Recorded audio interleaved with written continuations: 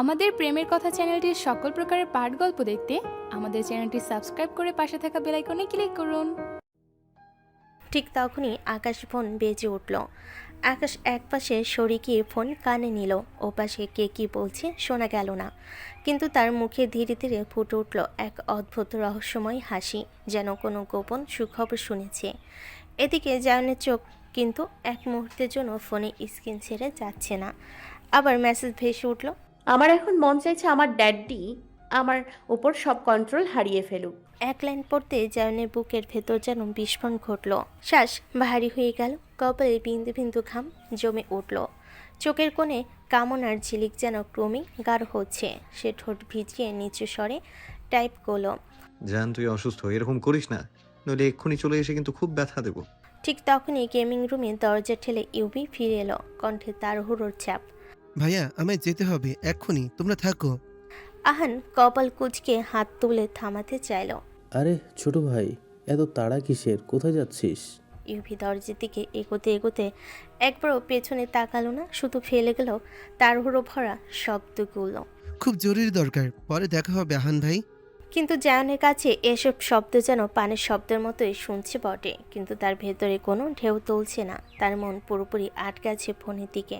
Message না আসায় অস্থিরতা চরমে পৌঁছেছে। হয়তো ভেবেছে আর মেসেজ আসবে না, তাই আঙ্গুল দিয়ে ফোন স্ক্রিনে চাপ দিয়ে এসে পকেটে রাখতে যাবে। ঠিক তখনই আবার ভেসে উঠল নতুন মেসেজ।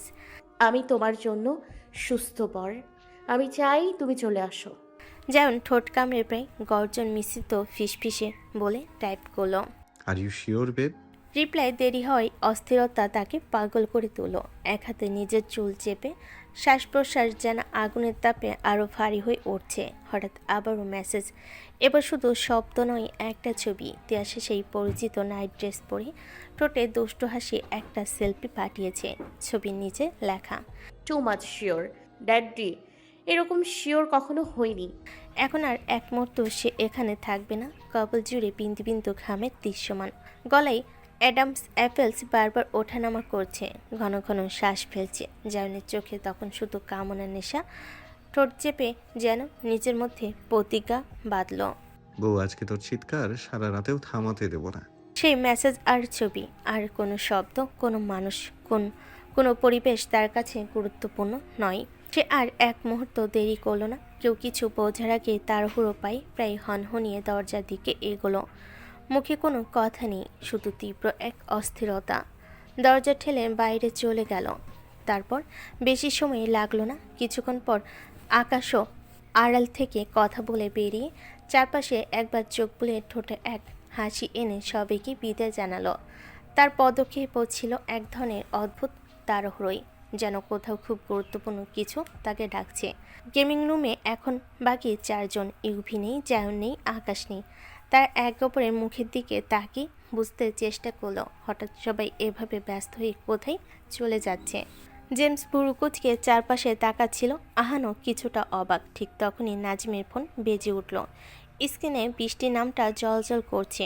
নাজিম ফোন কানে তুলতেই ও পাশ থেকে দ্রুত কিছু বলার শব্দ শোনা গেল, কিন্তু স্পষ্ট নয়। নাজিমের মুখে হঠাৎই চিন্তার ছাপ ফুটে উঠল। বাবু তো দুপুর পর্যন্ত ঠিকই ছিল, হঠাৎ ডিসেন্টারি হলো। কণ্ঠে স্পষ্ট উদ্বেগ, চোখে কপালের মাঝ বরাবর ভাঁজ। ওপাশে আবার কিছু বলল। বৃষ্টি এবারও বাকিটা স্পষ্ট শোনা গেল না। নাজিম গভীর শ্বাস নিয়ে জবাব দিল। ঠিক আছে, আমি আসছি। ফোন রেখে নাজিম ধীরে ধীরে মুখ ঘুরিয়ে বাকি তিনজনের দিকে তাকালো, যেন এক মুহূর্তে মন থেকে গেমের আনন্দ মুছে গেছে। শান্ত গলায় বলল, আমার ছেলের ডিসেন্টারি হয়েছে, আমাকে এখনই যেতে হবে। বলে আর সময় নষ্ট না করে ব্যাগ হাতে নিয়ে বেরিয়ে গেল। গেমিং রুমের ভেতর তখন এক ধরনের ফাঁকা ভাব। সাগর কিছুক্ষণ চুপচাপ করে রইল, তারপর হঠাৎ গলা নামিয়ে কপাল কুঁচকে বলল, ভাই, আমার কেমন যেন মনে হচ্ছে কোথাও যেন বড়সড় স্ক্রাম হইতাছে। তার গলায় ছিল দ্বিধা, কিন্তু চোখে দিল সন্দেহের ছাপ। সাগরের কথা শুনে জেমস হেসে ফেলল, হাসিতে সামান্য অবজ্ঞা মিশে। Bro, don't use your brain too much. তার ভঙ্গিতে বোঝা যাচ্ছিল সে বিষয়টিকে একদম পাত্তা দিচ্ছে না। আহানো কথাই যোগ দিল। সাগরের কাঁধে হালকা চাপ দিয়ে মজা করে বলল, একদম ঠিক বলেছিস, হাফ বিদেশি ভাই। তার হাসিতে ছিল ঠাট্টা, কিন্তু চোখে যেন সামান্য কৌতূহল লুকিয়ে আছে, যা সে প্রকাশ করতে চাইছে না। এদিকে তিয়াশা নিজের ঘরে বসে যেন ভেতরটা জ্বালিয়ে ফেলছিল। যেন একটু আগে একটা মেসেজ দিয়েছিল সে রাস্তায়, একটু পরেই পৌঁছাবে। রাগে শরীরের প্রতিটি শিরা গরম হয়ে আছে, মন বারবার একই প্রশ্ন করছে, একটা মানুষ কতটা নির্দ্বিধায় মিথ্যা বলতে পারে। চোখের সামনে এত মিথ্যা কথা গুছিয়ে বলে গেল। আজকে সে আর চুপ থাকতে পারবে না। আজকে ফিরুক, এক একে সব মিথ্যা বলা বের করে দেবে। তার চোখে তীব্র ক্ষোভ, ঠোঁটে কাঁপা কাঁপা দৃঢ়তা। অসভ্য মানুষ তো ছিল, কিন্তু আজ বুঝলাম এর সঙ্গে মিথ্যাবাদীও আছে। শুধু তিয়াশা নয়, এরকম আরও 3 জন রাগে গজাচ্ছে। আজকে সব কটার কপালে দুঃখ আছে। চৌধুরী বাড়ির ড্রয়িং রুমে তখনও প্রাণবন্ত আড্ডা জমে আছে, তবে সেটি একান্তই কর্তাদের আসর। গিন্নেরা ব্যস্ত রাতের খাবারের আয়োজন নিয়ে। রান্নাঘর জুড়ে ছড়িয়ে পড়েছে মাংসের মশলার মন মাতানো গন্ধ। পোলাওয়ের ঘিয়ের সুবাসে সঙ্গে মিশে আছে পায়েস আর পিঠেপুলির মিষ্টি ঘ্রাণ। আজকেই আনন্দঘন মুহূর্তে কর্তাদের বিশেষ আবদার, ঘরে যেন অবশ্যই পিঠেপুলি তৈরি হয়। বাড়ির 3 গিন্নিও আয়েশা বেগম সঙ্গে গৃহকর্মী হাফিজার মা সবে মিলে রান্নাঘরে হাত ব্যস্ত রেখেছেন। ওদিকে ড্রয়িং রুমে 3 কর্তা ও আশরাফ সাহেব ডুবে আছেন চায়ের কাপে চুমুক দিতে দিতে গভীর আলোচনার বিষয় অননার এইচএসসি পরীক্ষা শেষ হলে ইউভি আর অননার পারিবারিক মিলনবন্ধনের আনুষ্ঠানিকতা শুরু করা হবে। তাদের পরিকল্পনা অনুযায়ী আগামীকালই মোজাম্মেল সাহেবের সঙ্গে বসে আকাশ ও আরোহী নতুন জীবনে পথ চলার সিদ্ধান্ত চূড়ান্ত করা হবে। তবে মতে কিছু পার্থক্য আছে। আশরাফ সাহেব চান ছেলে বিয়ে যেন দ্রুতই হয়, কিন্তু আয়েশা বেগম যুক্তি, আকাশের এখনও MBBS শেষ হতে 2 বছর বাকি, তাই কিছুটা সময় নেওয়াই ভালো। এসবের মাঝে হঠাৎ ইউভি বাসে প্রবেশ করলো। ওকে দেখে মুহূর্তের জন্য যেন ঘরে নীরবতা নেমে এলো। সবাই অবাক দৃষ্টিতে তাকিয়ে আছে। মনে মনে প্রশ্ন জেগে উঠল, এখানে এখন ইউভি কি করছে? সবার তো কালকে আসার কথা ছিল, তাহলে ইউভি একা কেন? ইউভি স্পষ্ট বুঝতে পারছিল দরজায় পা রাখা মাত্র এসে প্রশ্নে ঝরে পড়তে যাচ্ছে, অথচ আসার পথে সেসব কিছুই মাথায় আসেনি। সে তো কেবল তার হৃদয় পাখির মিষ্টি তলবের সাড়া দিয়ে ছুটে এসেছে। এর মধ্যে রান্নাঘরের দিক থেকে মেহজাবিন বেগমের স্নিগ্ধ অথচ কৌতূহল ভরা স্বর ভেসে এলো। কিরে বাবা, তোদের তো কাল আসার কথা ছিল, তুই একা হঠাৎ? বাকিরা কোথায় তাহলে? ইউবির বুকের ভেতরটা কেমন যেন ধক করে উঠল। মাথায় তেমন কোনো গল্প প্রস্তুত নেই। কি বলবে, কিভাবে বলবে, এ দোটানায় দাঁড়িয়ে আছে। পনু সাহেব সোফায় হেলান দিয়ে একটু বিরক্ত সুরে বলে উঠলেন, আরে কি রে, তোর বড় আম্মুর প্রশ্নের উত্তর দিবি না? ওদিকে দুপুরের মতো তাওসান সাহেবের তীক্ষ্ণ দৃষ্টি যেন সরাসরি ইউভির চোখ ভেদ করে যাচ্ছিল। করাতের মতো ধারালো সেই দৃষ্টি থেকে ইউভি চোখ সরিয়েই রাখল, কিন্তু গলা খাকারি দিয়ে মুখে বিব্রত হাসি নিয়ে এসে বলল, আসলে কালকে অফিসে একটু জরুরি কাজ আছে বড় আম্মু, তাই চলে এলাম আমি। কথাগুলো শেষ করে আর দাঁড়ায়নি, যেন যত দ্রুত সম্ভব এই প্রশ্নের বৃষ্টি থেকে বাঁচতে চাইল। সিঁড়ি পেয়ে তাড়াহুড়ো করে উপরের তলায় উঠে গেল। প্রান্তিক সাহেবের ওর পিঠের দিকে তাকিয়ে ফিস করে বলেন, আগামীকাল আবার অফিসে কি এমন জরুরি কাজ আছে? সন্দেহটা মুখে পুরোপুরি না ফুটল। বুড়ো কুচকে রইলেন। মুহূর্তে আবারও তারা আগের আলোচনায় ফিরে গেলেন, তবে কৌতূহলটা পুরোপুরি মিলিয়ে গেল না। ইউভি নিজের ঘরের দিকে না গিয়ে সোজা চলে গেল ছাদে। চারপাশে শুধু রাতের অন্ধকার, দূরের আলো ঝাপসা হয়ে আসছে। শহরের গুঞ্জন ধীরে ধীরে মিলিয়ে গিয়ে শুধু নিচের স্পন্দনের শব্দটা স্পষ্ট শোনা যাচ্ছিল। আজকের রাত তার জন্য অন্যরকম। এমন রাতের জন্যই তো সে সব কিছু ফেলে এখানে চলে এসেছে। প্রায় 15-20 মিনিট পরে জায়ান ও বাসায় প্রবেশ করলো, কিন্তু সে 1 মিনিটও নিচে দেয়নি। ড্রয়িং রুমে বসা সবাই তার দিকে তাকিয়ে হাঁ করে তাকিয়ে রইল, কিন্তু সে কোনো দিকে না তাকিয়ে সোজা উপরে উঠে গেল। মেহজাবিন বেগম তো ডেকে বসলেন, কিন্তু পেছনে না ঘুরিয়ে সে শুধু বলে গেল, মা প্লিজ আজকে আমায় ডিস্টার্ব করবে না। সবাই ভেবে পাচ্ছে না হচ্ছে কি, চলছে কি। তিয়াশা নিজের রুমে বসে আছে, হঠাৎ বাইরে থেকে নক করলো, আর চেনা কণ্ঠস্বর ভেসে এলো, জান তাড়াতাড়ি দরজা খোল, আর 1 সেকেন্ডও সহ্য হচ্ছে না। তিয়াশার চোখে ধূর্ত ঝিলিক, দাঁতে দাঁত চেপে ধীমা গলায় বলে উঠল, আমারও তো 1 সেকেন্ডের সহ্য হচ্ছে না। আজকে যদি এই বাঘের বাচ্চা দৌড় না করায় তাহলে আমিও তিয়াশার রোদ চৌধুরী না। এই ভাবনার মাঝে আবারও ভেসে আসলো জায়নের কণ্ঠস্বর, জান 1 মিনিট 13 সেকেন্ড হয়ে গেল, খোল তাড়াতাড়ি। যে স্বরে ছিল অস্থিরতা, গলায় নিখাদ ব্যাকুলতা, যেন এক তৃষ্ণার্ত পথিক মরুভূমিতে দাঁড়িয়ে তিয়াশা ঠোঁটের কোণে চতুর হাসি টেনে নিল। বিরক্তিটা গিলে ফেলল, মুখে এমন মিষ্টি অভিমানী হাসি আনলো যা দেখে শয়তানও ফাঁদে পা দেবে। ধীরে ধীরে দরজার দিকে এগিয়ে গেল, যেন প্রতিটা পদক্ষেপে অপেক্ষার আগুন আরও বাড়ছে। দরজা খুলতেই জায়নকে দেখল, চোখে কাঁচা কামনার তীব্রতা, শ্বাস প্রশ্বাসের অস্থির। তিয়াশা নাটকীয় মাথা সামান্য কাত করে মোলায়েম সিডিউস কণ্ঠে বলল, ওয়েলকাম ড্যাডি। এই ড্যাডি শব্দটা এতদিন শুধু ফোন আর মেসেজে শুনে জায়ন অস্থির হয়ে উঠত, কিন্তু এখন এই মুহূর্তে তার সামনেই দাঁড়িয়ে আছে এক মায়াবতী রূপসী, যার চোখে আগুন আর ঠোঁটে বিষমাখা মধু। এক মুহূর্ত সময় নষ্ট করতে চাইল না, দরজা থেকে যেন হিংস্র শিকারির মতো ঝাঁপিয়ে পড়ল তিয়াশার উপর। তিয়াশা মুহূর্তেই বুঝে গেল এই কন্ট্রোললেস লোককে কোনো পরিকল্পনা করা অসম্ভব। যেন ভেতরে ঢুকে পেছন দিয়ে দরজা লক করে দিল, এক হাত দিয়ে কোমর শক্ত করে জড়িয়ে নিল তিয়াশাকে, অন্য হাতে মাথার পেছনে টেনে নিয়ে গলায় মুখ গুজে দিল। তার গলায় উষ্ণ নিঃশ্বাসের ধাক্কা আর কণ্ঠে উন্মাদনার ফিসফিসানি। তিয়াশার বুকের ভেতর ধকধক করছে, ঘাড়ে পেছন দিয়ে শিহরণ নেমে যাচ্ছে মেরুদণ্ড পর্যন্ত। এই ঘ্রাণ, এই স্পর্শ তাকে পাগল করে দিচ্ছে, কিন্তু না, এখনই ভেঙে পড়লে হবে না। অনেক কষ্টে শ্বাস সামলে কণ্ঠ নরম রেখে বলল, আগে শোনো তো, এরকম করো না। কিন্তু যেন শুনছে না। তার ঠোঁট তিয়াশার গলায় নরম ত্বকে ভিজে ছোঁয়া দিয়ে যাচ্ছে, কণ্ঠে গভীর অনিয়ন্ত্রিত কামনার কম্পন। No, I am out of control জান। তিয়াশা দাঁত চেপে মনে মনে গজরালো, এইসব কন্ট্রোললেস ব্যাটার সঙ্গে প্ল্যান করা মানে রকেটের ওপর বসে দাবা খেলার চেষ্টা। হঠাৎই সে চিমটি কাটল জায়নের বাহুতে, ততক্ষণে তার গায়ের তাপ তিয়াশার হাতকেও পোড়াচ্ছে। কষ্ট করে নিজেকে ছাড়িয়ে নিল, এবার চোখে দৃঢ়তা। একদম চুপচাপ দাঁড়াবে। এত কিসে তারা? আমি কি পালিয়ে যাচ্ছি? যেন রোমাঞ্চে বাধা পেয়ে ক্ষুব্ধ, কিন্তু চোখে মিলান বেদনা নিয়ে বলল, আমাকে দেখে বুঝছিস না কিসের তারা? আয় না বউ। শেষ কথাই অদ্ভুত এক টান, যেন তার বুকের ভিতরকার সব অস্থিরতা উন্মুক্ত হয়ে পড়ছে। তিয়াশা এবার হালকা দীর্ঘশ্বাস ফেলে এক রহস্যময় হাসি দিয়ে তার হাত ধরে টেনে সোফায় বসিয়ে দিল। জায়ন হতবুদ্ধি, তার ছোট বউ। জায়ন বসে আছে সোফায়, তার চোখে দ্বিধা বুঝে উঠতে পারছে না তার ছোট বউ আসলে কি করছে। তিয়াশা হঠাৎই দৃঢ় কণ্ঠে কিন্তু ভেতরে মিষ্টি শাসনের সুর মিশিয়ে বলল, একদম চুপচাপ বসবে তুমি।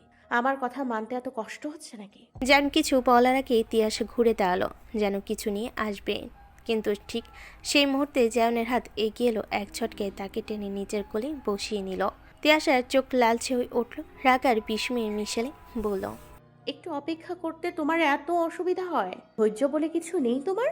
জান এক গভীর নিঃশ্বাস নিল, তার হাত তিয়াশার কোমর শক্ত হয়ে জড়িয়ে গেল, চুলের ভেতর মুখ গুজে দিয়ে আস্তে কাতর স্বরে ফিসফিস করলো, শুধু কষ্ট হচ্ছে না, অনেক কিছু হচ্ছে ভেতরে, এমন কিছু যা ভাষায় বোঝানো যায় না। তুমি যদি আমাকে 2 মিনিট না দাও, আমি কিন্তু সব কিছুতে পানি ঢেলে দিব। Please daddy. তিয়াশা মুখ পাউট করে আদুরে কণ্ঠে বলে উঠল, যা দেখে জায়নের ঠোঁটে কোণে এক শয়তানি হাসি ফুটে উঠল, কিন্তু সে বাধ্য ছেলের মতো হাত ছেড়ে দিল। তিয়াশা কবাট খুলে একটা লম্বা শাটিন রিবন বের করলো, পিছন দিয়ে এসে হঠাৎ জায়নের চোখ বেঁধে দিল। জায়ন অবাক হয়ে হেসে উঠল। কি করছিস জান? নিজের কোনো ফ্যান্টাসি পূরণ করতে যাচ্ছিস নাকি? তিয়াশা এক অদ্ভুত উন্মাদনা মেশানো স্বরে বলল, হ্যাঁ, বর এবার তোমার সঙ্গে এমন কিছু করব যা তুমি কল্পনাও করনি, আর তুমি কিন্তু আমায় থামাতে পারবে না। জায়নের হাসি এবার আরো গভীর হলো, মনে মনে ভাবলো, আচ্ছা, আমার বউ বুঝি রাত জেগে ডার্ক রোমান্স উপন্যাস পড়ে এইসব শিখে ফেলেছে। গুড, ইন্টারেস্টিং জান। তিয়াশা এবার আরেকটা রিবন নিয়ে জায়নের হাত দুটো মুঠো করে বেঁধে দিল। জায়ন যেন মরতে ভেসে গেল, হাসি মুখে বলে উঠল, বউ, এই প্রসেস তো আমার করার কথা, তুই করছিস, বাট আই এম ইমপ্রেস জান। আজ তুই আমাকে শেষ করে দিস প্লিজ জান। তিয়াশা ঠোঁটে বাঁকা হাসি ফুটিয়ে বলল, তোমাকে এমন কিছু করব যা তুমি নিজেও বুঝতে পারবে না বর। সে বেড সাইড টেবিল থেকে একটা কাচের গ্লাস হাতে নিল, যা এতক্ষণ জায়নের নজরে পড়েনি। ধীরে ধীরে এসে জায়নের কোলে বসলো, জায়নের শরীর কেঁপে উঠল তার আচরণে। তিয়াশা গ্লাস ঠোঁটের কাছে ধরে নরম অথচ ইঙ্গিতপূর্ণ কণ্ঠে বলল, এই জুসটাকে খাও জান। জান একটু অবাক হয়ে মনে মনে আওড়ালো, এ সময় আবার জুস কেন? আর তার তর সইছে না, তাই একটু বলে উঠল, জান এই সময় জুস কেন? আর এটা জুস না অন্য কিছু আমি তো দেখতেই পাচ্ছি না। তিয়াশা নাটকীয় ভঙ্গিতে সামান্য রাগের ইঙ্গিত দিয়ে পড়ল, তোমার আমার উপর বিশ্বাস নেই। আমার ইচ্ছে হলো তোমাকে জুস খাওয়ানোর, তুমি খাবে না? জায়ন মনে মনে ভাবল, এই মুহূর্তে বউ যদি রেগে যায় তবে সত্যি সব শেষ হয়ে যাবে। সে হেসে মাথা নাড়ল। জান তুই যদি বিষ দিয়ে দিস তবু আমি খেয়ে নেব। সে গ্লাসে ঠোঁট নিল, এক চুমুক নামাতেই গলা জ্বলে উঠল। চোখ বাঁধা অবস্থায় পানি গড়িয়ে পড়ল। চোখ বেয়ে বুকের ভেতর শ্বাস আটকে গেল। তিয়াশা তখনই কোল থেকে উঠে গেল, মুখে মুহূর্তে বদলে রুদ্রমুখী ধারণ করলো। যেন কষ্টে কাঁপতে কাঁপতে বলল। আর তখনই ওদিক থেকে তিয়াশার কণ্ঠ গর্জে উঠল, মিথ্যাবাদী বদমাস, যাও রিসোর্টের সুইমিং পুল থেকে পানি গিলে আসো। যেন বইয়ের কথা শুনে পুরো থ। সোডিয়ামের মিলান হলুদ আলোতে ছাদের কার্নিশ ঘেঁষে দাঁড়িয়ে আছে কোনো এক ব্যক্তির মনের গহীনের রমণী। কিন্তু সেই আলোতেই কেউ যদি ওই রমণীর দিকে তাকায় তাহলে সবাই স্পষ্ট বুঝতে পারবে তার চোখের গভীরে ঠিক কতটা আগুন জ্বলছে। কিন্তু এই আগুনের একমাত্র কারণ সেই ব্যক্তি যে এই রমণীকে তার হৃদয়ের গহীনে রেখেছে। হঠাৎ করে সেই ব্যক্তির কণ্ঠস্বর ভেসে আসলো প্রাণভরা উচ্ছ্বাসে, পাখি, আমি তো ভাবতেই পারছি না তুই আমাকে সারপ্রাইজ। ধস। আ ও আল্লাহ গো, আমার কোমর গেল গো। সেই বাক্য সম্পূর্ণ করতে পারল না। ছাদে উঠে তার রমণীর দিকে একটু পা বাড়াতেই ইউভি ধারণ করে ছাদের মার্বেল পাথরের উপর পড়ে গেল। নিচের দিকে তাকাতেই মাথা গরম করে চোখ বড় বড় হয়ে গেল। পিছলিয়ে পড়ার কারণ স্পষ্ট, কোমরে ব্যথায় কুকড়ে গিয়ে গলা ফাটিয়ে বলল, এইখানে কোন ছাউয়ার পোলা এত কলা গিলেছে আর কোন নানের জন্য খোসাগুলো দিয়ে সংসার চাইছে। ও বাবা গো, আমার কোমর। তারপর কোমর চেপে ধরে ব্যথায় ছটফট করতে করতে ইউভি তার হৃদয় পাখির দিকে করুণ দৃষ্টিতে তাকিয়ে বলে উঠল, পাখি একটু ধরবি, উঠতে পারছি না। অনু ধীর পায়ে হেঁটে এগিয়ে আসছে। পায়ের শব্দে যেন হালকা শীতল হাওয়া কাঁপিয়ে গেল। ঠোঁটে কোণে এক রহস্যময় হাসি। ইউভির দিকে তাকিয়ে নাটকীয় ভঙ্গি করে করুণ দৃষ্টিতে তাকিয়ে বলে উঠল, খুব ব্যথা করছে ইউভি ভাই? হ্যাঁ রে পাখি, উঠতে পারছি না। কে যে এই কলার খোসা খেয়ে এখানে ফেলেছে, একটু ধর না। ইউভির এই কাতর গলায় বলা বাক্য অনুর মনে দয়া জন্মালেও সে আজ তার ভালোবাসা দেখাবে না।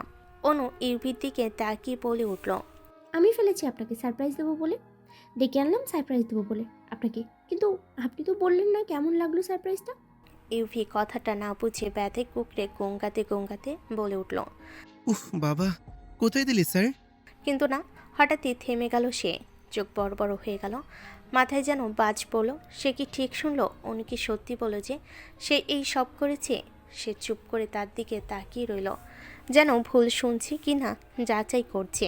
বেশি থাকিয়ে লাভ নেই ইউভি ভাই, খোদার কসম বলতেছি আমার মন চাইতেছে আপনারে আরও প্যারা দিই। ইউভি কিছু বুঝে উঠতে পারছে না কি হচ্ছে। এই সারপ্রাইজের জন্য সে অত সুন্দর রিসোর্ট ছেড়ে চলে আসলো। হাই আল্লাহ, আগে যদি জানতো এই জন্মে আসতো না। অনুর তৎক্ষণাৎ কণ্ঠস্বর কড়া করে গর্জে উঠল, এভাবে কি ভাবছেন? মিথ্যে কথা বলার সময় মনে ছিল না? কে বলেছিল পাখি আর মিথ্যে বলবো না? আপনি জানেন না আমি মিথ্যে পছন্দ করি না। ইউভি হতভম্ব। ইউভির গলা শুকিয়ে উঠল, বারবার ঢোক গিলছে কাঁপা কাঁপা কণ্ঠে বলে উঠল, আমি কি মিথ্যে বলেছি পাখি? অননা অমনি চোখ দিয়ে এমন দৃষ্টি দিল, অনুর চোখ তখন দুটুকরো বজ্রপাতের মতো, যেন এক্ষুনি সেই চোখের ঝলকানি দিয়ে ইউভিকে পুড়িয়ে দিবে। আপনিও জানেন আপনি কি মিথ্যা বলেছেন, আমি কিচ্ছু বলবো না। আর এই যে এখন থেকে যদি কারোর সাহায্য নিয়ে উঠতে চান তাহলে আমি বাসায় বলবো আমি আপনাকে পছন্দ করি না, সারা রাত এখানেই বসে থাকবেন। কেউ যদি খুঁজতে আসে তবুও যেন এখানেই বসে থাকা হয়। এই কথা বলে অনু ধীরে ধীরে ঘুরে দাঁড়ালো এবং বিন্দুমাত্র পেছনে না তাকিয়ে সিঁড়ি বেয়ে নিচে নেমে গেল। ছাদের মিলান আলোয় ইউভি অসহায়ের মতো একা একা বসে রইল, মুখে ব্যথার যন্ত্রণা আর চোখে অপমানের ছায়া।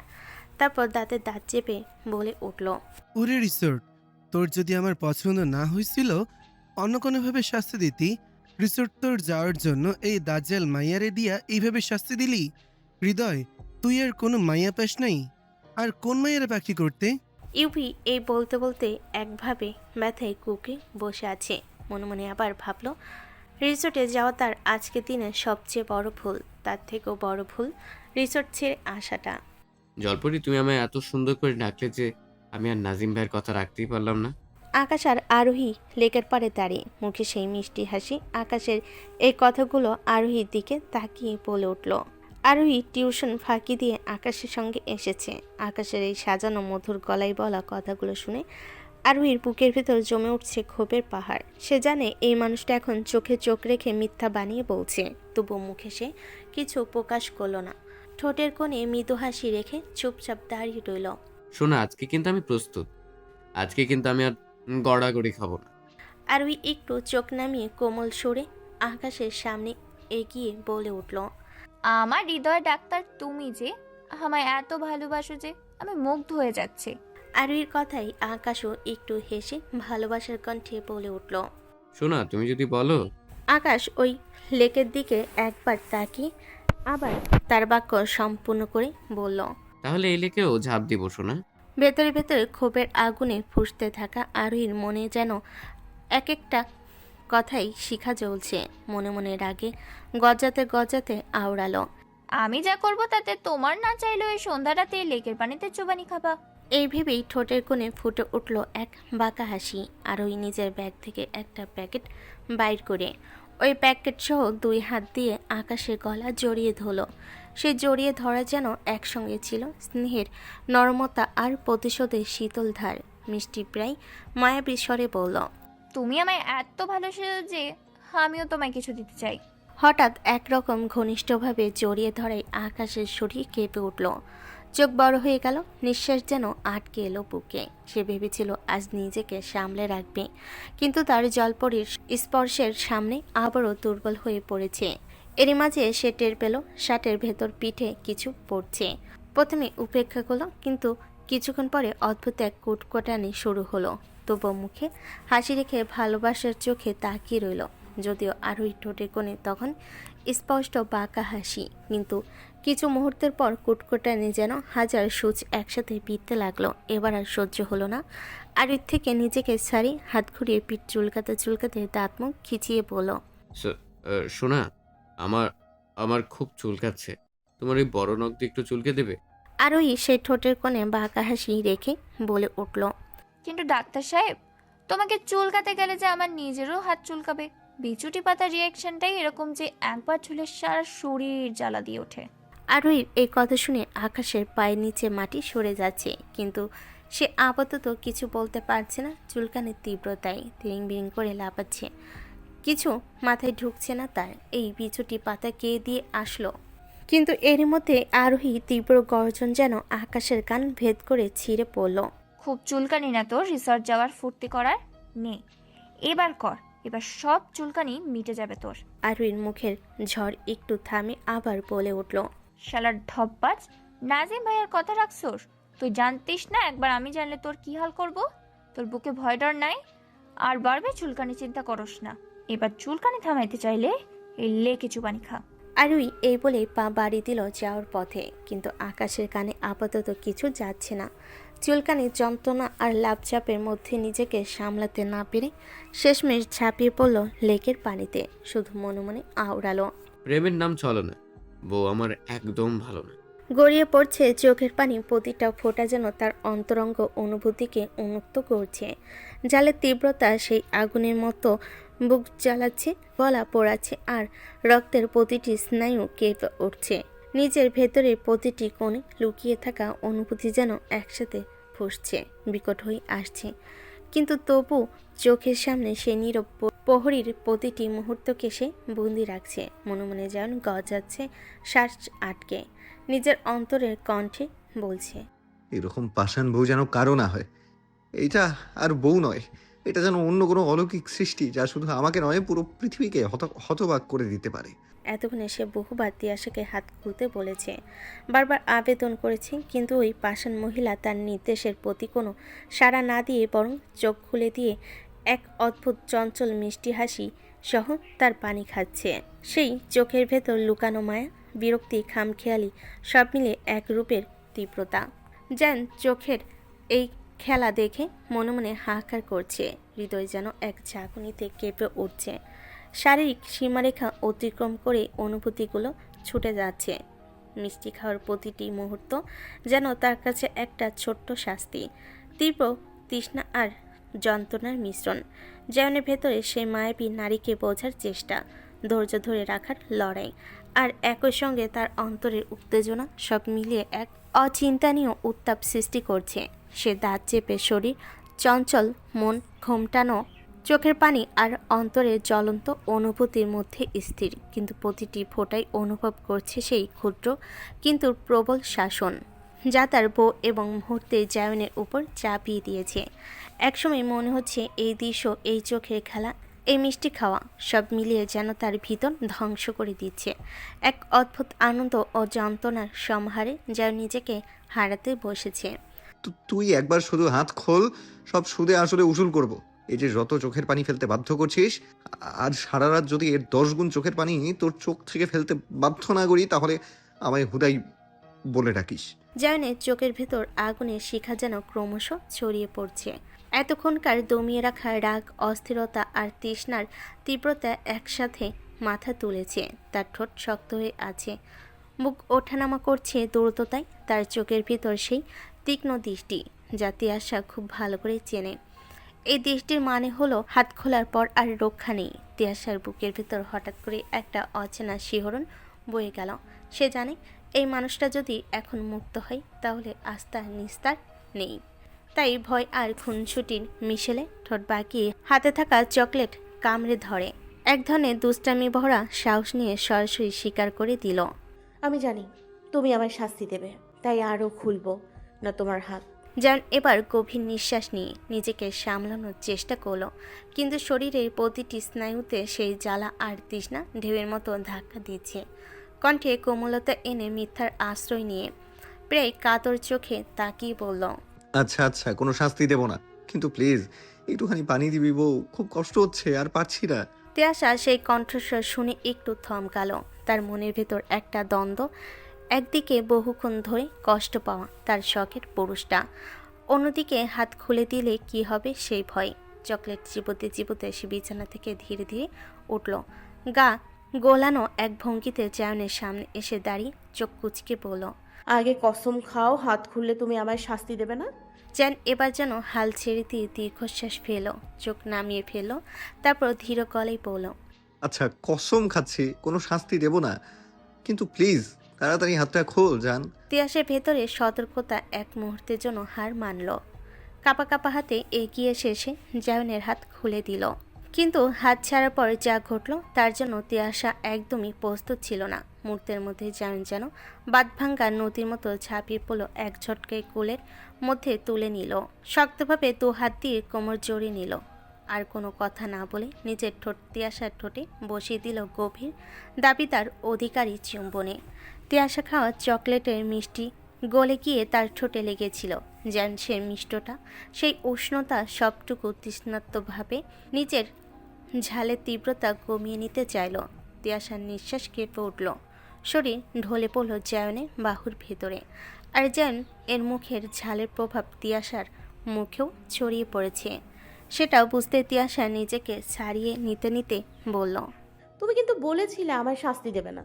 কিন্তু জান কোনো কথা বলল না। নিজে তিয়াশাকে ছেড়ে দিয়ে তিয়াশার হাত থেকে চকলেটটা নিয়ে পাশের টেবিলে থাকা পানির বোতল নিয়ে ঢকঢক করে খেয়ে নিল, কিন্তু তবুও যেন নিজেকে সামলাতে পারল না। এবার চকলেটে কামড় দিল, চোখ থেকে পানি এখনও গড়িয়ে পড়ছে।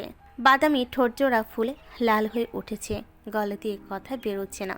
তবু বাইরে যেতে যেতে তিয়াশার দিকে ভয়ঙ্কর দৃষ্টি দিয়ে তাকিয়ে বলল, রেডি থাক। এই বলে বেরিয়ে যেতে তিয়াশার এবার ভয় করছে। এই লোককে বিশ্বাস করে হাত খোলা মোটো উচিত হয়নি। ভয়ে নিজেকে গুটিয়ে নিল। এদিকে জায়নের কারণে তিয়াশার ঠোঁট লাল হয়ে উঠেছে।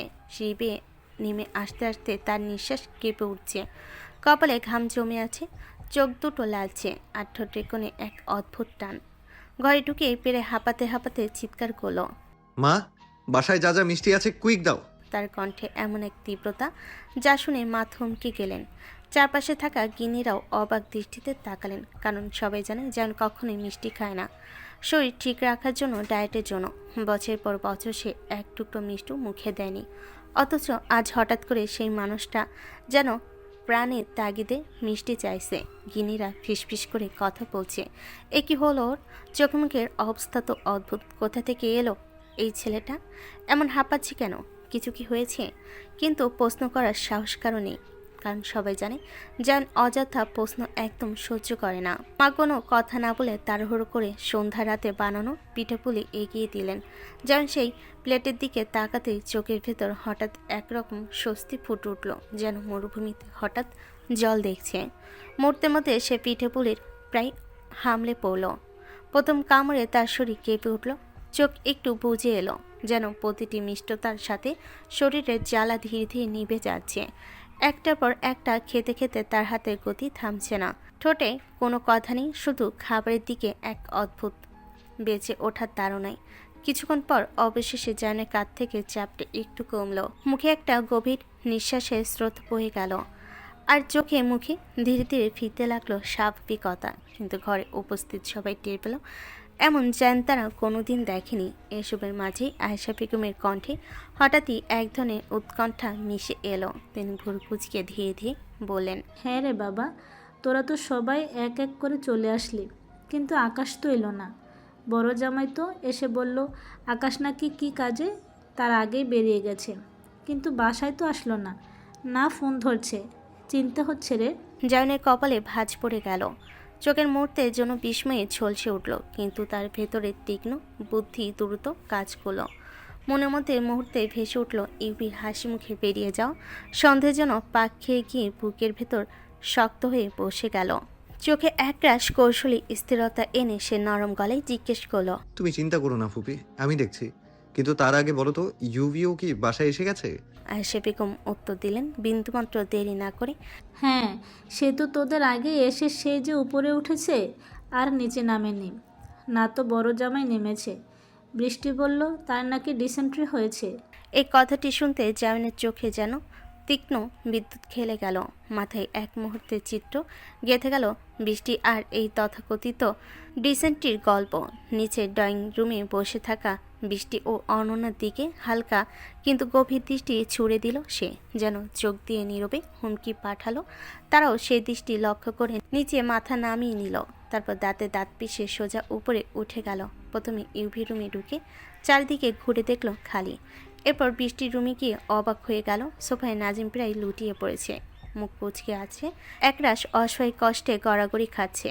নাজিম তাকে দেখেই কাতর স্বরে বলতে শুরু করলো, ভাই রে, তোর তো বোন রে, তুই রেখে দে, আমার লাগবে না। রিসর্ট গেছি তাই তোর বোন মিথ্যে বলে বাসায় গিয়ে আসলো, বলল ছেলে নাকি ডিসেন্টারি হয়েছে। আমি বাসায় এসে দেখি আমার ছেলে খেলতেছে। তারে আমি জিজ্ঞেস করায় সে কিছু না বলে ধোয়া দিয়ে পায়েস খাওয়া, আর সেই পায়েস খাওয়া এই নিয়ে 5 বার ওয়াশরুমে ঘুরলাম। তোর ওই বদমাইশ বোন ছেলের ডিজেস্টারি বলে আমার ডিসেন্টারি বানায়। ভাই একটু হাসপাতালে নিয়ে। বাক্যটা শেষ হবার আগেই নাজিম কাতর আর্তনাদ করে ফেলে আবার সোফা থেকে উঠে ওয়াশরুমের দিকে দৌড়ে গেল। যেন দাঁড়িয়ে রইল কোমরে হাত দিয়ে, ঠোঁটে কোণে এক বাঁকা বিদ্রুপ মাখা হাসি। ভেতর ভেতরে বিরক্ত যেন আগুনের মতো জ্বলে উঠছে। রাগে নিজের চুলের গোছা চেপে ধরল, যেন এই মুহূর্তে কারোর গলা চেপে ধরতে চায়, কিন্তু সে থামল না। কে এক অদ্ভুত তাগিদে দোতলার প্রতিটি কোণে একবার ভালো করে ঘুরে দেখল। তারপর করিডোর বেয়ে সোজা ছাদের দিকে এগোলো। ছাদের দরজা ঠেলে বাইরে পা দিতেই তার দৃষ্টি স্থির হয়ে গেল। কি শুরু করেছিস তোরা? শুধুমাত্র একটা মিথ্যের জন্য মানুষদের এভাবে হেনস্থা করবি? জায়নের কণ্ঠে বজ্রের মতো গর্জন, তার চোখে যেন তপ্ত আগুনের লেলিহান শিখা। সেই চোখ দেখে তিয়াশা ভয়ে কেঁপে উঠল, নিজের মনকে শক্ত করে তোলে। এই চিৎকার সে মেনে নেবে কেন? বুকের ভেতর জমানো ক্ষোভ নিয়ে এসেও পাল্টা জবাব ছুড়ে দিল, ভালো করেছি। মিথ্যে বলার সময় মনে ছিল না? কেন গেছিলে মিথ্যে বলে? আমার তখন মনে হচ্ছে তুমিই সবাইকে নিয়ে গেছো। তিয়াশার সাহসী স্বর যেন জায়নের গম্ভীরতায় কাটা বিধিয়ে দিল। তার চোখে রাগের তীব্রতা আরও গাঢ় হলো। বউ দিন দিন বেড়েই চলেছে, এখন আবার মুখে মুখে তর্ক করছে। তাই সেও নিজেকে না দমিয়ে বলে ঠোঁট চেপে একেবারে শীতল কণ্ঠে বলে উঠল, মুখে মুখে তর্ক করিস না জান, আমার একদম পছন্দ না। আর হ্যাঁ, আমি নিয়ে গেছি ওদের, আবারও নিয়ে যাব দরকার পড়লে। তিয়াশার চোখ ঝলসে উঠল বিদ্রোহের আগুন। গলার স্বর এখন আর স্রেফ রাগ নয়, তাতে আছে অবহেলা ধারালো ব্যঙ্গ। তাই তিয়াশা নাক মুখ ফুলি বলে উঠল, ঠিক আছে যাও, আল্লাহ তো শুধু তোমায় হাত পা দেয়নি, আমাকেও দিয়েছে, আমিও যেতে পারি। এবার যেন জায়নের মাথায় আগুন ছড়িয়ে গেল। তার শ্বাস ভারী, চোখের শিরা বুক ওঠানামা করছে রাগের তীব্রতায়। সে রাগে তিয়াশার মুখ চেপে দাঁতে দাঁত পিষে বলে উঠল, আমি ছাড়া এক পা বাসা থেকে বের করে দেখাস, পা কেটে ঝুলিয়ে রাখবো। তিয়াশার বুকের ভিতর রাগ ফেটে পড়ল, চোখ লাল হয়ে উঠল। সে নিজের মুখ থেকে জায়নের হাত সরিয়ে দিল এক ঝটকায়। ঠোঁট কাঁপল, স্বরে কাঁপন নেই। হ্যাঁ, শুধু কথায় কথায় হাত তুলতে পারো, নিজে যেতে পারবে, আমি কেন পারবো না? জায়নের মাথা গরম হয়ে যাচ্ছে, তার বউ পায়ে তাল দিয়ে ঝগড়া করেই যাচ্ছে। জায়নের তিয়াশা এত চিৎকার করছে যে এদিকে ড্রয়িং রুমে বসে থাকা সবাই জায়নের দ্বন্দ্বের একদম হালকা আভাস শুনতে পাচ্ছে তাদের রুম থেকে। কিছু স্পষ্ট শুনতে পাচ্ছে না, কিন্তু বুঝতে পারছি কিছু নিয়ে দুজনেই চিৎকার চেঁচামেচি হচ্ছে। এই শুনে রুহেনা বেগম চিন্তিত স্বরে বলে উঠলেন মেহজাবিন বেগমকে, আপা একবার যাবে? মনে হচ্ছে তো দুজনের মধ্যে চিৎকার চেঁচামেচি হচ্ছে। মেহজাবিন বেগম রাতের খাবার বাড়তে বাড়তে শান্ত কণ্ঠে হালকা হেসে জবাব দিল, তোর ছোট জামাই পাগল। তোর মনে হয় ঝগড়া হলেও বেশিক্ষণ টিকবে? যতক্ষণ বড় কোনো ঝামেলা না হয় আমাদের দূরে থাকাই উচিত ওদের স্বামী স্ত্রীর ব্যাপারে। মেহজাবিন বেগমের কথায় রুহিনা বেগমের একটু স্বস্তি পেল। পুনরায় তারা ব্যস্ত হয়ে গেল তাদের কাজে। তুই আমার বউ, তাই পারবি না। যেখানে যাবি তোর এই হাজবেন্ড তোকে সঙ্গে নিয়ে যাবে। জায়নের কথায় তিয়াশা রেগে মনে মনে ভাবল এই লোকটার সঙ্গে এখন কথা বাড়ানো ঝামেলা সৃষ্টি হবে। তাই তিয়াশা জায়নের দিকে এক তীক্ষ্ণ দৃষ্টি ছুড়ে দিয়ে কিছু না বলে বাইরে চলে যেতে চাইল, কিন্তু জায়ন এর চোখের ভেতর রাগের ঝড় ঘুরছে। এর তিয়াশার এই উপেক্ষা পছন্দ হলো না, তাই তিয়াশার হাত টেনে কাছে নিয়ে এসে তিয়াশার দিকে রক্তগলা দৃষ্টি দিয়ে বলে উঠল, আমার কথা এখনো শেষ হয়নি, আর কোথায় যাচ্ছিস এটা পরে? জায়নের কথাই তিয়াশা নিজের দিকে তাকিয়ে দেখল সে এখনও সেই নাইট ড্রেস পরে আছে। তাই এক গভীর নিঃশ্বাস ছেড়ে জায়নের দিকে তাকিয়ে গলায় অনিচ্ছা ভার রেখে বলল, আমি খেয়াল করিনি, আর ছাড়ো, আমায় একদম ছোবে না। জায়নের ঠোঁটে এক তীব্র তাচ্ছিলের হাসি ফুটে উঠল তিয়াশার কথা শুনে। তিয়াশাকে নিজের আরও কাছে টেনে এনে তার গলায় মুখ গুজে জবাব দিল, নিজের বউকে ছুতে তোর মনে হয় আমার কারো পারমিশনের প্রয়োজন? কি চাইছিস তোরা? ইউভি কোমর ব্যথা নিয়ে উপরে ছাদে মশার কামড় খাচ্ছে, কিন্তু এতবার বলার পরেও সে নিচে নামছে না। নিচে নামলে অনু বাসায় বলবে সে ইউভিকে পছন্দ করে না। তোর ওই ভীতু ভাই ভয়ে বসে আছে উপরে। জায়ন এত কিছু বলে মাথা নিচু করে এক গভীর শ্বাস ফেলে আবার বলে উঠল, নাজিমের অবস্থা দেখে আয়, বৃষ্টি কি করেছে। আর তোর বান্ধবীকে জিজ্ঞেস কর আকাশ কোথায়। আকাশ ফোন ধরছে না, ফুপি চিন্তা করছে। তিয়াশা মুখ ঘুরিয়েছিল, কিন্তু ফুপির কথা বলাতেই তিয়াশার চোখ একটু নরম হলো, গলার কণ্ঠস্বর ঠান্ডা। তাই তিয়াশা গম্ভীর স্বরেই বলে উঠল, ফোন করতে হবে না, ভাইয়া লেক পার্কে আছে। জায়ন অবাক হয়ে তিয়াশার গলা থেকে মুখ সরিয়ে তিয়াশার ওই ডাগর ডাগর চোখের দিকে তাকিয়ে মনে মনে ভাবল, তার মানে তার বউ আর বাকি সবাইও জানে কে কি কার সঙ্গে করবে। এসব বুলশিট ফাকিং মাইন্ড আসে কোথা দিয়ে? কিন্তু জায়নের আপাতত কাজ হলো আকাশকে খুঁজতে যাওয়া। জায়নের বুকের ভেতর হিম আর আগুন দুটোই বইয়ে দিল। চোখ সরু করে বলে উঠল, আমি খুঁজতে যাচ্ছি আকাশকে, কিন্তু তার আগে একটা কথা ক্লিয়ারলি বলে দিয়ে যাচ্ছি। এই ড্রেস চেঞ্জ করে যেন ডিনার করে আসা হয়, আর আমি যেন বাসায় ফিরে দেখি ভদ্রভাবে এই ঘরেই বসে আছিস। তারপর দেখাবো এইসব প্ল্যানিংয়ের জন্য আমি কতটা হার্ড হতে পারি। তিয়াশা যেন কেঁপে উঠল, যা তার চোখে স্পষ্ট। সে বুঝতে পারছে জায়নের কথার মানে। এদিকে জায়ন তিয়াশাকে ছেড়ে বেডসাইড টেবিল থেকে বাইকের চাবিটা উঠিয়ে বাইরের দিকে পা বাড়াতে বাড়তে বলল, নিজের লোভ দেখিয়ে ডেকে এনে আমাকে ঝাল খাওয়ানোর আসল ঝাল আজ ফেস করবি। আগের দিন তো কিছুই ছিল না, আজকে দেখাবো। এ বলে জায়ন বেরিয়ে গেল, কিন্তু তিয়াশার ডাগর ডাগর চোখ আর বড় বড় হয়ে উঠল। কাঁপতে কাঁপতে নিঃশব্দে বিছানায় বসে পড়ল। তিয়াশার হাত পা হালকা কাঁপতে লাগলো, বুকের ভেতর অদৃশ্য শীতলতা ছড়িয়ে পড়ল। জায়নের ছায়া যেন ঘরের আলো ঢেকে দিল। এদিকে বাসার কর্তারা তখন রাতের খাবার খাচ্ছে ডাইনিং টেবিলে বসে। গিন্নিরা তাদের খাবার পরিবেশন করছেন। এদিকে তাদের সবার নজর গেল নিচে নামতে থাকা জায়নের ভয়ঙ্কর চোখের দিকে। জায়নও জানে প্রশ্নের শিকার হবে, তাই আগেই তার ফুপ্পির উদ্দেশ্যে বলে উঠল, আকাশের বাইক খারাপ হয়ে গেছে ফুপি, তাই আমি নিতে যাচ্ছি। জায়ন সদর দরজার কাছে যেতে ড্রয়িং রুমে সবার কানে ভেসে আসলো খুব গভীর কণ্ঠস্বর। বৃষ্টি আর অনু, একটু শুনে যা তো। এই কণ্ঠ শুনতে বৃষ্টি আর অনুর গলায় কাটা গেঁথে গেল। বুকের ভেতর অকারণ শ্বাসরোধ অনুভূতি পা যেন ভারী হয়ে গেল। এর মধ্যে সুরাইয়া বেগম বলে উঠলেন, কিরে শুনিস না তোরা জায়ান ডাকছে তোদের? সুরাইয়া বেগমের কথা শুনে বৃষ্টি আর অনু দুজনেই পা বাড়ালো সদর দরজার দিকে। দুজনেই ধীরে ধীরে এগিয়ে এলো জায়নের সামনে।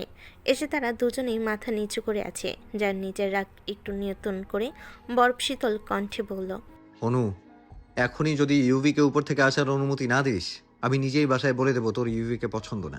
তারপর একটু থেমে বৃষ্টির দিকে তাকিয়ে বলল, নিচে বসে না থেকে নিজের স্বামীকে যে অসুস্থ করেছিস, সুস্থ তুই করবি, নইলে খুব খারাপ হয়ে যাবে। Am I clear? অনু আর বৃষ্টি দুজনের নিঃশ্বাস আটকে মৃদু স্বরে মাথা নিচু করে বলল, জি ভাইয়া। এদিকে ড্রয়িং রুম আর ডাইনিং টেবিল জুড়ে এক অদ্ভুত চাপা নীরবতা নেমে এসেছে। কেউ কিছু স্পষ্ট বুঝতে পারছে না, কিন্তু সবাই টের পাচ্ছে ঘরের ভেতর এক ধরনের অস্বস্তি ঘুরপাক খাচ্ছে।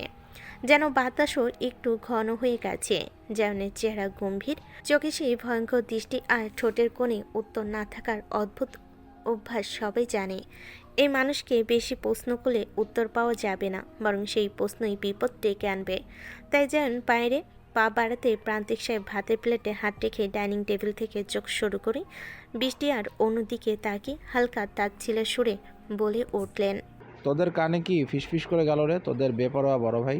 কথাটা এতটা হালকা করে বলা হলো, ভেতরে লুকানো ছিল কৌতূহল আর সামান্য বিদ্রুপের মিশ্রণ। মুহূর্তের মধ্যেই বৃষ্টি আর অনুর গলা শুকিয়ে এলো। বুকের ভেতর ধকধক শব্দ যেন আরও স্পষ্ট শোনা যাচ্ছে। তারা একে অপরের দিকে তাকালো, চোখে ভয়ে ছায়া গাঢ় হয়ে উঠল। যেন ভুল একটা শব্দ বলে আগুন জ্বলে উঠবে। বৃষ্টির ঠোঁট ভিজিয়ে গলায় অনিচ্ছার ভাব নিয়ে একটু সাহস জোগালো। তবু কথাগুলো মুখ থেকে বেরিয়ে হালকা হাসি দিয়ে আমতা আমতা করে বলল, আসলে বড় আপু, ভাইয়া বলল আমাদের আগে বিকাল রেডি থাকতে, কোথায় নিয়ে যাবে তাই। তার গলায় ছিল এক ধরনের অস্বস্তি, যেন নিজের কথাই বিশ্বাসযোগ্য শোনাতে পারছে না। চোখের মনি নিচের দিকে নামিয়ে রেখেছে। প্রান্তিক সাহেবের চোখে চোখ রাখার সাহস নেই। এদিকে তাহসান সাহেব খেতে খেতে মুখ এমন করে রেখেছেন যেন সে জানে এই দুটোতেই মিথ্যা বলছে। প্রান্তিক সাহেব খাওয়ার মাঝে থেমে থেমে এক মুহূর্ত ওদের দিকে তাকালেন, তারপর আবার হাত চালাতে চালাতে গম্ভীর গলায় বললেন, আচ্ছা যেও তবে, এখন যাও। ইউভি আর আমার বৌমাকে ডেকে আনো নিচে। মেয়েটাকে পুরো ঘরবন্দি করে রেখেছে বেয়াদব ঘাট, তারা ছেলে জন্ম দিয়েছে একটা। আর বড় জামাইয়ের জন্য যেই খাবার ভালো মনে হয় খাইয়ে দেও গিয়ে। বৃষ্টির মাথা নিচু রেখে সে আস্তে জবাব দিল, ঠোঁটের কোণে জোর করে এক টুকরো শান্তভাব আনতে চেষ্টা করে। জি বড় আপু, এক্ষুনি যাচ্ছি। আর কিছু না বলে তাকিয়ে দুজনেই পা বাড়িয়ে দিল সিঁড়ির দিকে। লেকের নরম আলোয় একপাশে শেডের নিচে বসে আকাশ যেন পাগল প্রায় হয়ে আছে। বেজার শরীরে যেন তার হাত থেমে নেই, নয় বরং অবিরাম চুলকাচ্ছে, যেন চামড়া নিচ দিয়ে অজানা আগুন ছুটে যাচ্ছে। লেকের ঠান্ডা পানিতে নামাটা যেন পরিস্থিতিকে আরও খারাপ করে দিল। জ্বালা আর চুলকানির তীব্রতা কয়েকগুণ বেড়ে গেছে। মনে মনে নিজেকে তীব্র গালাগালি দিচ্ছে। কেন রে আকাশ, তুই ওই জলপুরের জালে পা দিলি? কি দরকার ছিল এত বোকামির? শালা, সুন্দর তো মজা নিচ্ছিলিস রিজোর্টে। প্রতিটা চুলকানির ধাক্কায় যেন নিজের উপর রাগ আরও বাড়ছে, কিন্তু শরীরের অবস্থা এমন যে সেই রাগ ছাড়ার মতো শক্তি নেই। পকেটের ভেতরে ফোন আছে, কিন্তু হাত কাঁপছে এতটাই যে ফোন বের করার ক্ষমতাও নেই। ত্বক লালচে হয়ে জ্বলে উঠছে। ঘাম আর পানির মিশ্রণে ত্বক যেন এক অদ্ভুত জ্বালা তৈরি করছে। হঠাৎ সামনে চোখ গেল, দেখলো জায়ন আর জেমস এগিয়ে আসছে। এই দৃশ্য দেখে বুকের ভেতর অদ্ভুত এক স্বস্তির ঢেউ খেলল। চোখে পানি চলে এলো, আর দেরি না করে গলা ছেড়ে চিৎকার করে উঠল, বড় ভাই বাঁচাও আমায়। জায়ন কাছে আসতে এক ঝলকে পরিস্থিতি বুঝে নিল। আকাশে ভেজা অবস্থা, পাগলের মতো চুলকানি, সব মিলিয়ে তার ঠোঁটের কোণে একটুখানি বাঁকা হাসি ফুটে উঠল। মনের ভেতর ভাবল, জায়ন সামনে আসতেই আকাশকে দেখে মনে মনে একটু হেসে ফেলল।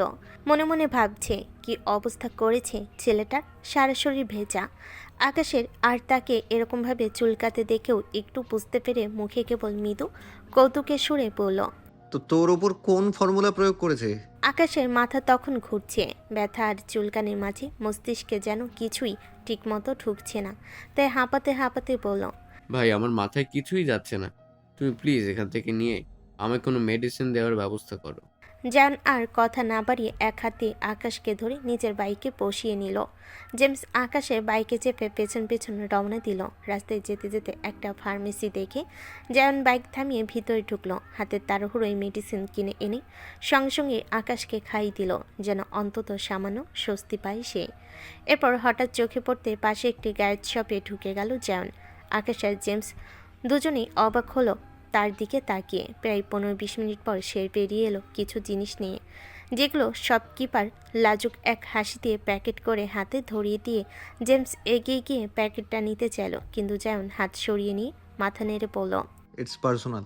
তার ঠোঁটে তখনও সেই রহস্যময় হাসি, যেন সে একাই জানে এই জিনিসগুলোর আসল উদ্দেশ্য।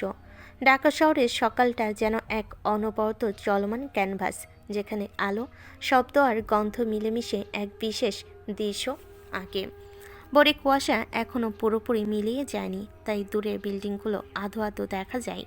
দূরের আজানের সুর আর পাখির ডাক একসাথে মিশে শহরের নিজস্ব সঙ্গীত তৈরি করছে।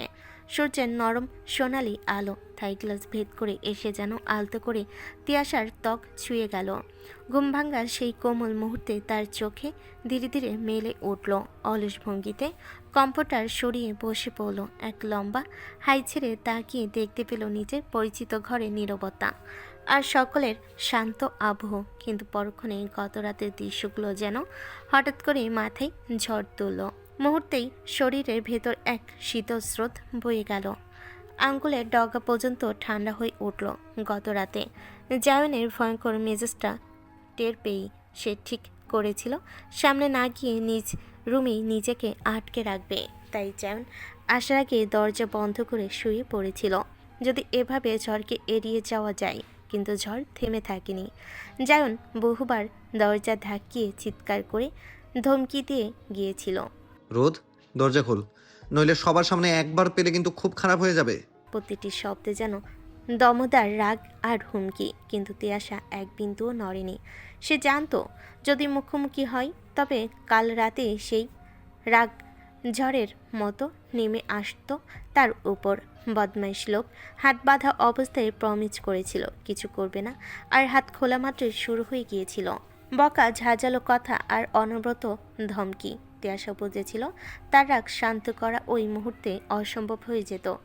আজ যে করে হোক জামের রাগ ভাঙাতে হবে, নইলে কপালে ভীষণ দুঃখ আছে। তিয়াশা বেডসাইড টেবিলে রাখা ফোনটা তুলে স্ক্রিন অন করতে চোখ বড়বড় হয়ে গেল। 32টা মিসড কল, 40টা মেসেজ, আর সবকটি হুমকি সুরে লেখা।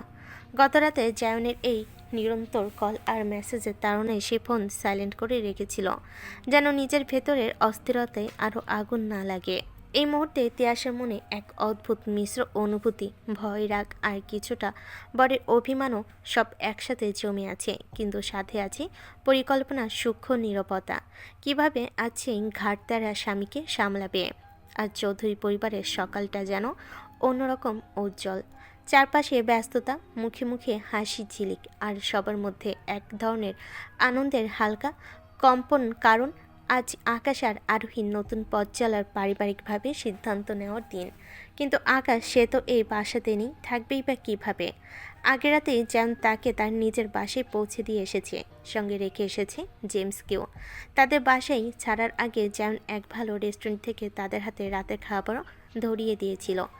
আকাশকে রাতে বাসায় নিয়ে আসলে হয়তো অনেক প্রশ্নের সম্মুখীন হতে হতো, তাই শুধু যেমন একাই বাসায় এসেছিল। তাই পরিকল্পনা অনুযায়ী যেমন একাই ফিরেছিল বাড়িতে। এতে অবশ্য ফুপিমা ও চাচিকে আশ্বস্ত করে বলেছিল আকাশ সকালে চলে আসবে, ওর জরুরি দরকারে বাসায় যেতে হয়েছে। কথাটা এমনভাবে বলেছিল যে কারোর সন্দেহ হয়নি, যেন সবটাই স্বাভাবিক। রুহিনা বেগমের মুখে চিন্তার রেখা স্পষ্ট, চোখে মুখে মাতৃত্বের সেই চিরচেনা দুশ্চিন্তা।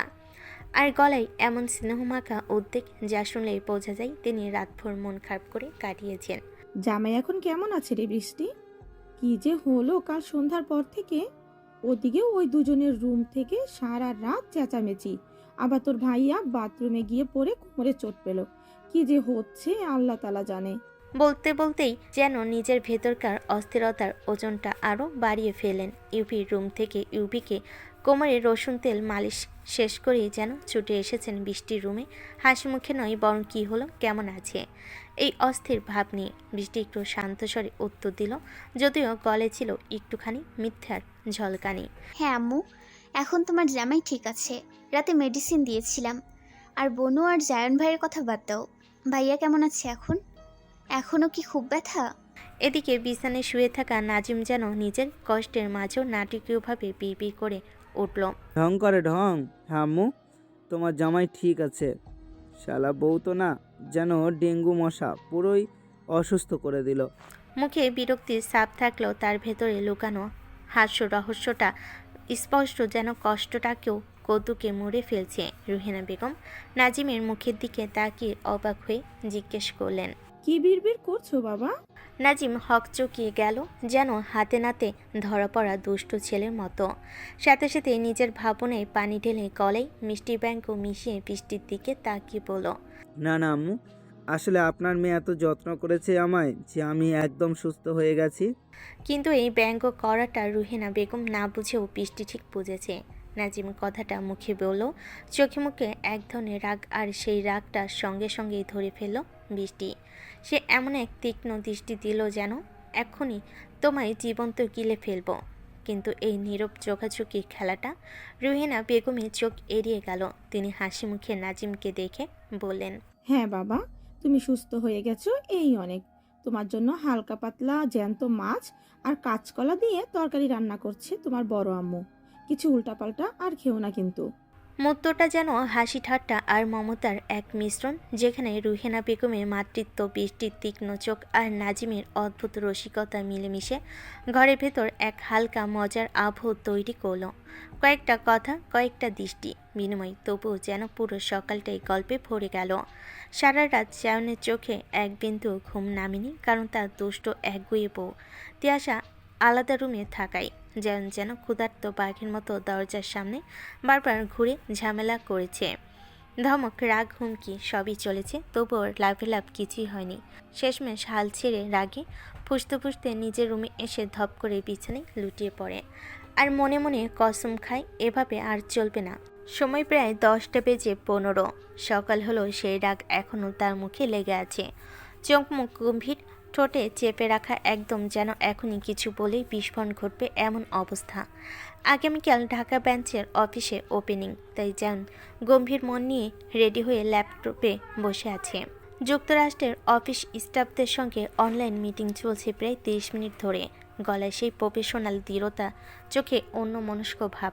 Mr. Anthony, if you are done setting up our next launching, you can send it to Julie. She will handle it.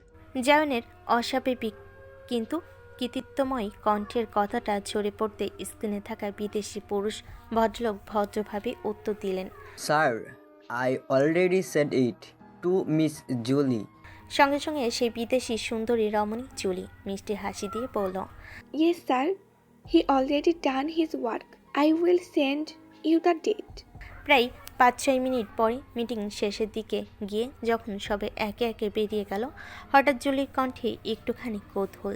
Sir, I heard from Jamis you are married now. So who is the lucky girl?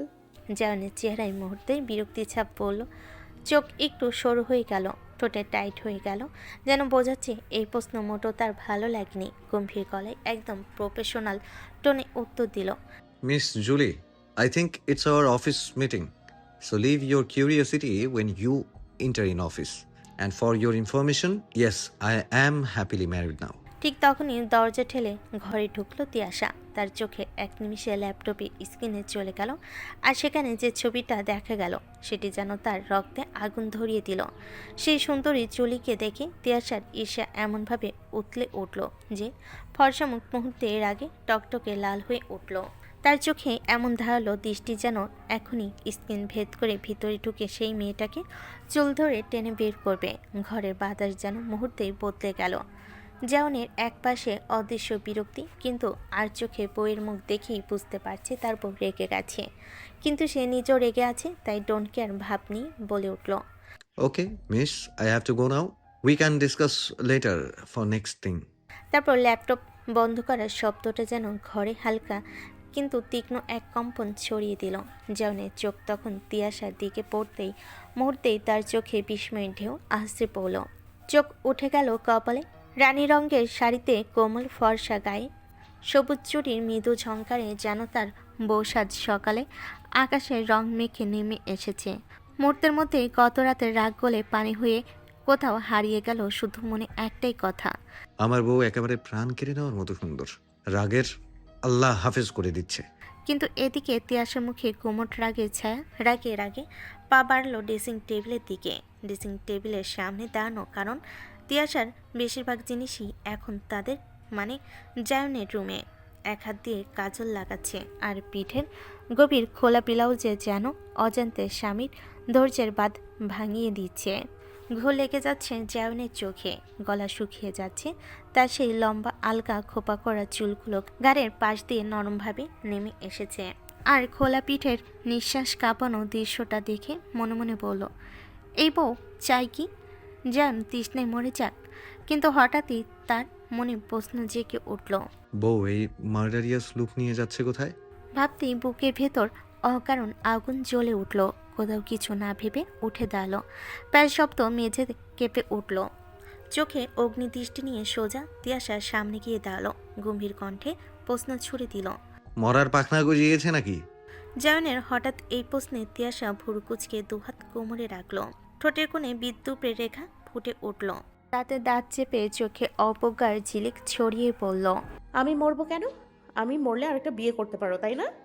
জায়নের চোখে অবিশ্বাস আর বিরক্তি একসাথে ছায়া fail. মনে মনে ভাবল, আমার বউ মাঝে মাঝে সত্যিই পাগল হয়ে যায়। এরপর জায়ন দৃঢ় কিন্তু অদ্ভুত এক স্নেহমাখা স্বরে বলে উঠল, মনে তো হচ্ছে। এই পিঠ খোলা ব্লাউজ পরার সাহস কোথা থেকে পেলি? আর আমি এক বিয়ে করেই বউ ঝাল খাইয়ে মারতে চাই, দুই বিয়ে করলে আমার বাচ্চা বউ আমায় জ্যান্ত কবর দেবে। তিয়াশার মনে মনে একটু হাসি পেল, কিন্তু এই ঘাটতারা ব্যাটার সামনে সেই মুখে সেই অনুভূতি ফুটিয়ে তুলল না। চোখের দৃষ্টি আরও তীক্ষ্ণ করে হালকা গলা নামিয়ে বলল, সাহসের কি আছে? আর তুমি যে জেনে গেছো তোমার বউ কি করতে পারে, তাহলে ভেবে চিন্তে কাজ করবে। যেমন এই কথার মধ্যে আসল কথাই জানতে পারছে না যে তার বউ এই লুক নিয়ে কোথায় যাচ্ছে, তাই সব কিছু বাদ দিয়ে বলল, এইভাবে রেডি হয়ে কোথায় যাচ্ছিস? এবার তিয়াশা তার বরকে বাগে পেয়েছে ভেবে কৌশলে জিজ্ঞেস করে উঠল, বলতেছি। তার আগে আপনি বলেন, একটু আগে একজনের সঙ্গে ইংলিশে কথা বলছিলেন, উনি কে? জান? জান শব্দ শুনতে যেন জায়ন এর জান থেকে জান বেরিয়ে গেল। এই শব্দ কানে পৌঁছাতেই যেন বুকের ভেতর বজ্রপাত হলো। হঠাৎ তার বউ এইভাবে জান বলছে, মতলব ভালো লাগছে না। হঠাৎ জান ভুরকুচকে বলে উঠল। তিয়াশা এবার নাটকীয়ভাবে মাথা নিচু করল। মুখের ভঙ্গিতে যেন ভেতরে দুঃখের এক পাহাড়। চোখের পাতা ভারী করে ধীর স্বরে বলল, বলো না কে ছিল? এবার যেন বুঝতে পারছি তার বউ কি শোনার জন্য এত নাটক করছে। ভাবলো বউয়ের সঙ্গে একটু মজা করা যাক, কিন্তু সেদিনের কথা মনে পড়তে ভাবলো আবার যদি রুদ্রমুখী রূপ ধারণ করে তাহলে সামলানো অসম্ভব। তবুও গত রাতের রাগের বদলা নিতে তো বলেই ফেললো। ঠোঁটের কোণে হালকা হাসি টেনে এনে সেই হাসির আড়ালে দুষ্টামি মিশিয়ে উত্তর দিল, বিদেশের গার্লফ্রেন্ড ছিল। এই কথাটা শুনতে তিয়াশার ভিতর আগ্নেয়গিরি তৈরি হতে লাগলো, যেন এখনই সব শেষ করে দেবে। কিন্তু হঠাৎ কি যেন মনে করতে ভাবলো তার এই ঘাটতারা বাঘের বাচ্চা তাকে ছাড়া অন্য কোনো মেয়ের কথা ভাববে না। তাই নিজেও একটু মজা করতে করতে জায়নের পাশ কাটিয়ে কাবার থেকে একটা পার্স বের করে বলল, ও ভালো, ওকে বর, যাই তাহলে, ভালো থাকবেন। হঠাৎ জায়নের বুকের ভেতর কেমন যেন শূন্যতা জমে গেল। হৃদস্পন্দন দ্রুত হয়ে গেল। এই বউ একটু জেলাস হচ্ছে না? আমি ইগনোর করছে নাকি? রাগে শরীরে বেশি টান টান হয়ে গেল। এক লাফে হাত বাড়িয়ে তিয়াশাকে টেনে আনলো নিজের কাছে। তিয়াশার উন্মুক্ত কোমর শক্ত করে টেনে তিয়াশাকে নিজের বুকে চেপে ধরল। কণ্ঠে কড়া ও কঠিন স্বর। মানে কি, কোথায় যাচ্ছিস এই পরে? তিয়াশা মুখ ঘুরিয়ে নিল, কিন্তু চোখের কোণে জেদি ঝলক। নরম অথচ খোঁচা মারা স্বরে বলল, বিদেশে যাই বয়ফ্রেন্ড বানাতে। এই এক লাইন যেন জায়নের মাথায় বজ্রপাত করলো। চোয়াল শক্ত হয়ে গেল, কপালের শিরা ফুলে উঠল। চোখে শিকারি পাখির তীক্ষ্ণ দৃষ্টিমুঠোই চেপে ধরল তিয়াসের খোপা, যেন এই চুলের ফাঁক দিয়ে রাগ বের করে আনতে চাইছে। ফোঁস করে বলে উঠল, হারামির বাচ্চা, মরার পায়তারা করছিস? বিদেশ গিয়ে বয়ফ্রেন্ড খোঁজা মারাচ্ছ? এভাবে চুল টানায় তিয়াসার একটু ব্যথা করে উঠল, কিন্তু তার মনেও তো রাগ হয়েছিল যখন বলেছিল বিদেশি গার্লফ্রেন্ডের কথা। তিয়াসাও একইভাবে জায়নের ওই ভয়ঙ্কর দৃষ্টির দিকে তাকিয়ে আছে। নিঃশব্দে তিয়াসা কিছু বলছে না দেখে জায়ন আবারও রেগে গর্জে উঠল, বিবাহিত হয়ে বয়ফ্রেন্ড খোঁজা মারাচ্ছিস? মেয়েরে হাত পা গুড়িয়ে রেখে দেবো। এবার তিয়াসা জায়নের কথাই রেখে জায়নের চুল টেনে বলল, তুমিও তো বিবাহিত, তাহলে অন্য নারীর সঙ্গে কথা কিসের? একটাও চুল থাকবে না বলে দিলাম। তিয়াসা এই কথায় জায়নের দীর্ঘশ্বাস ফেলল, কণ্ঠে হাল ছেড়ে দেওয়ার ক্লান্তি। গভীর নিলিপ্ত গলায় বলল,